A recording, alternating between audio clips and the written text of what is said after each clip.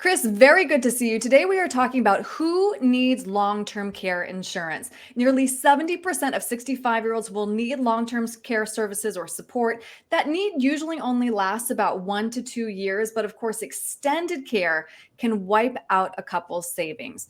What is long-term care insurance? Well, long-term care insurance, Erin, is essentially pays for things that Medicare is not going to pay. Hmm. If you need to go into a nursing home type facility or have somebody come into your house and keep you in home, which is what most people would certainly want, but Medicare covers more of the health insurance side of things. And then you need long-term care or, find your own protection, for the things that Medicare will not cover.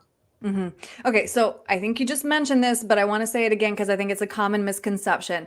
Does regular health insurance or Medicare cover long-term care?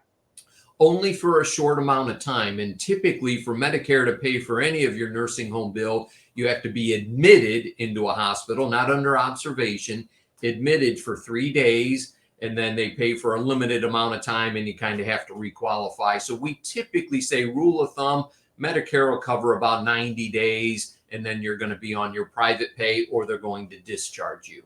Okay. And can you just break that down a little bit more and explain how this works, please?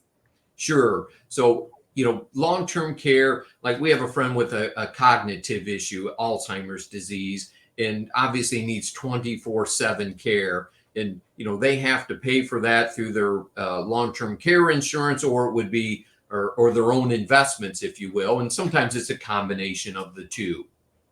Okay. And when is the ideal time to buy long-term care insurance? Well, the ideal time is when you're healthy and younger because it makes it cheaper, of course, and underwriting is a lot easier. You're not going to get it after you've had a stroke, or if you've been diagnosed with diabetes, because those are debilitating type diseases. And so, you have to go through all of the underwriting and whatnot. And we typically coach our clients to say, look, let's define the retirement budget, even if you aren't retired, and then see what kind of wiggle room you have in there. And, we don't necessarily need to have a big Cadillac policy that covers everything. Sometimes we just need a Band-Aid, with Social Security, pension, and then a nice, modest long-term care type protection plan, of which there are many, to cover the catastrophic side of things. Right, right. And that's so important because this was eye-opening to me, at least, Chris, when I saw this. As we look at annual median costs of long-term care, and this is from 2020, so we can, of course, only assume these costs have gone up. This can get really, really expensive.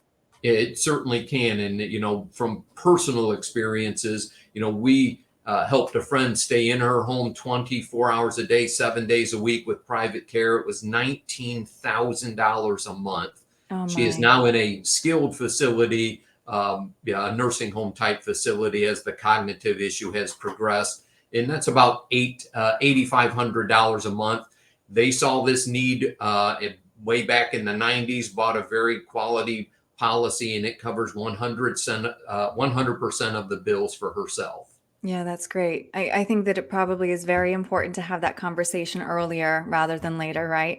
It certainly is. And, the people that typically are more open to this concept of having some sort of protection, had a loved one that might have spent the life savings, which means they didn't get an inheritance, had to sell the house. There's a couple of major things that can really impact somebody's retirement, Erin. And one of them is, the stock market correcting, like we've seen here in Mm-hmm. 2022, and Mm-hmm. then writing an $8,000 a month check to a nursing home. That's Exactly. $100,000 a year. Right. Yeah. Chris, thank you for explaining this. If somebody has some questions about that and would like to have that conversation with you, what's the best way to reach you? Yeah, I would call Heidi at the office at 419-874-2015. And I would be happy to show them what I have done for myself and my wife, because if it works for us, it should work for everybody else also. Yeah, that's great. Okay, Chris, thank you.